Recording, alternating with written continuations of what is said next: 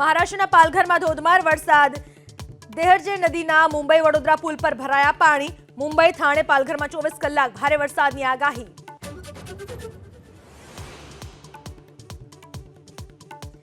સતત બીજા દિવસે દક્ષિણ ગુજરાતમાં વરસાદ. સુરત અને વલસાડના અનેક વિસ્તારોમાં વરસાદથી ખેડૂતોમાં ખુશીનો માહોલ.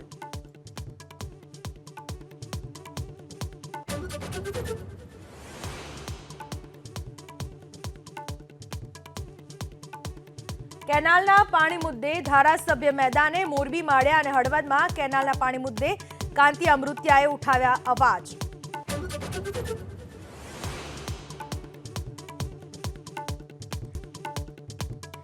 લીંબડી અમદાવાદ હાઈવે પર એસટી બસ અને અજાણ્યા વાહન વચ્ચે ટક્કર. રાજકોટથી અમદાવાદ જતી બસના અકસ્માતમાં ચાલક સહિત 5 ઇજાગ્રસ્ત.